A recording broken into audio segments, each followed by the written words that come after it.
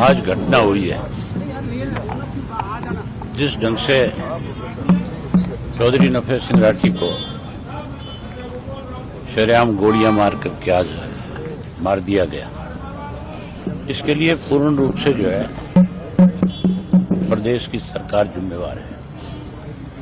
इसलिए जिम्मेवार है कि आज से 6 महीने पहले राठी साहब ने मुझे गुड़गांव मेरे आवास के ऊपर ये बात बताई कि मुझे पुलिस के लोगों ने ही इस बात की इत्तला दी है कि आपकी जान को खतरा है, आप पे कभी भी कोई भी अटैक हो सकता है। मैंने तुरंत एसपी जो झज्जर है उससे फोन पे बात करी और मैंने उनको इस बात के लिए आगाह किया कि आपके पुलिस डिपार्टमेंट के लोगों ने राठी साहब को ये जानकारी दी है और राठी साहब आपसे स्वयं आकर के मिल रहे हैं, लिखित में आपको देंगे और आप इनको सुरक्षा मुहैया कराओ और इस बात की आप अपनी पुलिस की जिम्मेवारी लगाओ कि ये थ्रेट इनको कैसे मिली और कौन लोग हैं इसके पीछे। जहां उन्होंने एसपी को लिखित रूप में दिया, वहीं होम मिनिस्टर को भी, चीफ मिनिस्टर को भी, आपके डीजी को भी और उसके इलावा जो सीआईडी का चीफ है उसको भी, होम सेक्रेटरी को भी, इनको भी लिखित रूप में दिया कि मुझे सुरक्षा मुहैया कराई जाए, मेरी जान को खतरा है। और मैंने भी स्वयं अनेक बार ये बात इन लोगों के साथ शेयर करी। राठी साहब कोई मामूली व्यक्ति नहीं थे, वो 2 दफा के विधायक थे, हमारी पार्टी के प्रदेश के अध्यक्ष थे और उसके साथ साथ जो एक्स एमएलए की एसोसिएशन है उसके अध्यक्ष थे।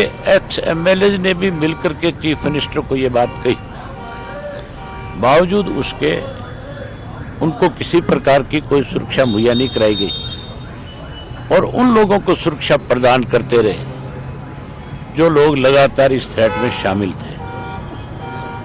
आज हरियाणा प्रदेश में ऐसे लोगों के पास सुरक्षा है जिनके ऊपर संगीन अपराध के मामले दर्ज हैं, जो नशे के कारोबार में शामिल है, जो अपराधियों को पनाह देने में शामिल है, उन लोगों को तो सुरक्षा प्रदान कर रखी है और जिसको सुरक्षा की जरूरत है उसको सुरक्षा देने की बजाय मुख्यमंत्री ये बात शरेआम पब्लिकली ये बात कही कि मैं हरियाणा प्रदेश के आम व्यक्ति को, आम नागरिक को सुरक्षा प्रदान नहीं कर सकता। प्रदेश का मुख्यमंत्री अगर ये बात करता है कि मैं सुरक्षा प्रदान नहीं कर सकता तो इसका मतलब जंगल का राज है, फिर तो कोई व्यक्ति सुरक्षित नहीं है। फिर तो मान के चलो इस किस्म के लोग कभी भी किसी के ऊपर घर में जाकर भी इस तरह की वारदात कर सकते हैं। मैं इसके लिए पूर्ण रूप से सरकार को दोषी मानता हूं, मुख्यमंत्री को दोषी मानता हूं, जिसकी ये जिम्मेवारी बनती है कि कोई व्यक्ति अगर सुरक्षा की मांग करता है, अगर आपको लिखित रूप में देता है, आप उसकी जांच कराओ। अगर उसको सुरक्षा की जरूरत नहीं है तो उसको लिख करके बताओ कि तुझे सुरक्षा की जरूरत नहीं है। अगर उसको सुरक्षा की जरूरत है तो उसको सुरक्षा मुहैया करानी चाहिए।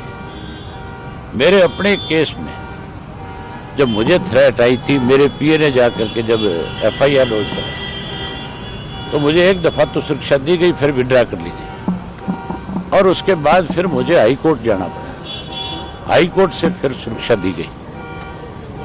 आज बीजेपी का अगर प्रदेश का अध्यक्ष कहीं जाता है तो उसकी सुरक्षा में जहां डिस्ट्रिक्ट पुलिस लगाई जाती है, वहीं उसके साथ 2 गाड़ियां परमानेंट सरकार की तरफ से दी हुई है।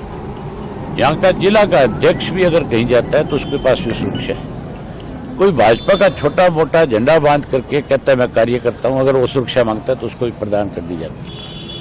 6000 से ज्यादा कर्मचारी पुलिस के जो है अरे गहरे नथु खैरे लोगों की सुरक्षा में लगाए हुए हैं, जबकि जिन लोगों को जरूरत है आज उनको सुरक्षा नहीं है। इसी वजह से आज ये घटना घटी। इसके लिए पूर्ण रूप से सरकार जिम्मेवार है। हम मांग करेंगे कि इसकी जांच सीबीआई से हो, इसकी निष्पक्ष जांच हो। जो लोग दोषी है उनके खिलाफ तो कार्रवाई हो ही हो, उनको तो पकड़ा ही जाए। लेकिन जिन लोगों ने उनको सुरक्षा देने में आनाकानी करी है, जिन लोगों ने कहीं सरकारी दबाव में आकर के अपनी जिम्मेवारी को नहीं समझा, उन लोगों के खिलाफ भी कार्रवाई हो। मुझे अभी जानकारी मिली है कि इस मामले को जीआरपी के हवाले करना चाहते हैं। ये कोई रेल का एक्सीडेंट थोड़ा ही है, ये बाकायदा तौर पे हमला हुआ है और हमला करके मारा गया है। ये डिस्ट्रिक्ट पुलिस की जिम्मेवारी है, ये बहादुरगढ़ पुलिस की जिम्मेवारी है। ये मामला इन्हीं के पास रहना चाहिए। किसी और एजेंसी को देख करके, रेलवे को देख करके अगर ये अपने आप को बचाने की कोशिश करते हैं तो हम आज तो आपके माध्यम से सरकार को आगाह करें। इंडियन नेशनल लोकदल मामले पार्टी जो है इस मामले में चुप बैठने वाली नहीं है। हम इसके ऊपर बहुत सख्त एक्शन लेंगे, सरकार को मजबूर कर देंगे कि सरकार जो है इस मामले की जांच सीबीआई को सौंपे। आज ही मैं कहता हूं मुख्यमंत्री को ये कहना चाहिए, बयान देना चाहिए कि हम इसकी जांच सीबीआई से कराएंगे। अगर कोई आनाकानी करेगा तो फिर हम सख्त एक्शन। अन्य घायलों की हालत कैसी है सर? मैं अन्य घायलों से मिल नहीं पाया, यही है बाकी लोग। वो ठीक है, वो अभी खतरे से बाहर है।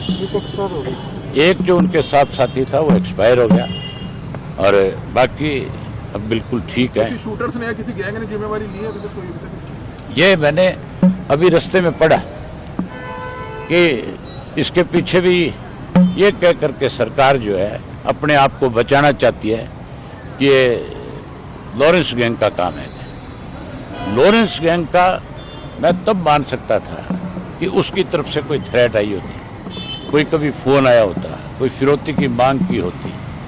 कभी भी इस तरह की कोई उनकी तरफ से डिमांड नहीं की गई।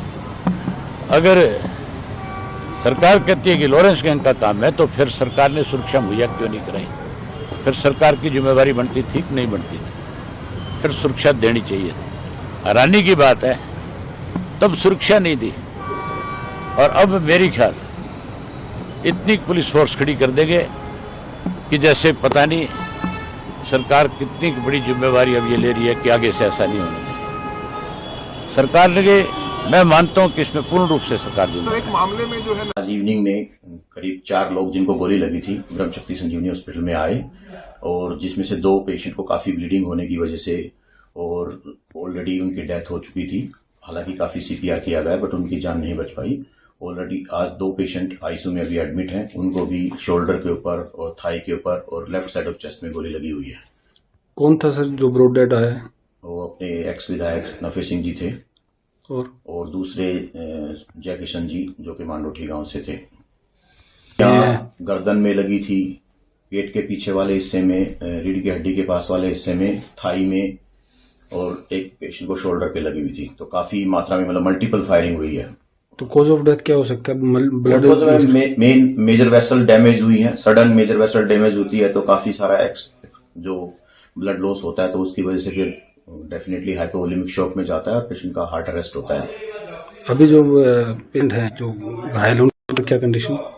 वो अभी फिलहाल उनके वाइटल स्टेबल हैं बट एक पेशेंट का बीपी थोड़ा सा लो है जिसको हम अभी उनका इनिशियल जो ट्रीटमेंट है वो चल रहा है। सिटी स्कैन वगैरह भी किया है तो फाइनल रिपोर्ट आएगी तो हो सकता है उसमें से उनको बाद में स्टेबलाइज करके ऑपरेट किया जाए अपनी। और वो कार्रवाई में लगी हुई हैं और 2 डीएसपीज जो हैं वो इसमें लगे हुए हैं और शीघ्र से शीघ्र हम इनको ट्रेस करेंगे जो भी इसमें हमला करने वाले हैं उनको। सर पूरी वारदात कैसे हुई?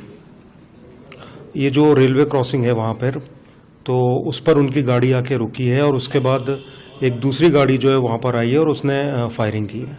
कितने हमलावर थे सर? अभी तक जो आया है कि 4 हमलावरों का पता चला है, बाकी आगे भी अभी इसमें इन्वेस्टिगेशन जारी है।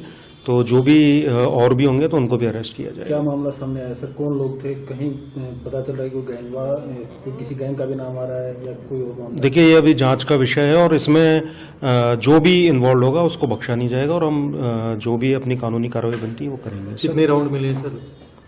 अभी उसका मैं उस विषय पर आपको बता नहीं सकता हूँ, वो सारा अभी पार्ट ऑफ इन्वेस्टिगेशन है। तो अभी पुलिस कार्रवाई जारी है और आगे जैसा भी होगा आपको उस विषय में बता दिया एफआईआर जाएगा। दर्ज होगी सर? वो अभी प्रोसेस चल रहा है उसका। कोई सीसीटीवी फुटेज सर? उसमें लगे हुए हैं, मैंने फिर बताया कि अभी पार्ट ऑफ इन्वेस्टिगेशन है, तो जैसे आगे जांच होती है उसके बाद ही इस विषय में मैं कुछ सर आपको अभी अभय चौटाला जी ने कहा कि पुलिस से सुरक्षा मांगी गई थी लेकिन पुलिस ने सुरक्षा मुहैया नहीं करवाई। नहीं, अभी मैं इस विषय पर कुछ नहीं बोल पाऊंगा। अभी तो मैं इसी में लगा हूँ ट्रेस करने में इसको वर्कआउट करने। ठीक है।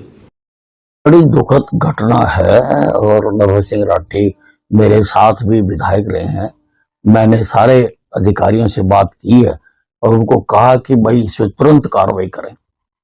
एसटीएफ को भी हमने लगाया है, तो मुझे उम्मीद है पुलिस जल्दी कार्रवाई करेगी इसमें। क्या मामला होता है? अब सारा इतनी जल्दी बताना ठीक नहीं है, सारी चीजों का पता कर रहे हैं और उसके बाद ही बता सकते हैं।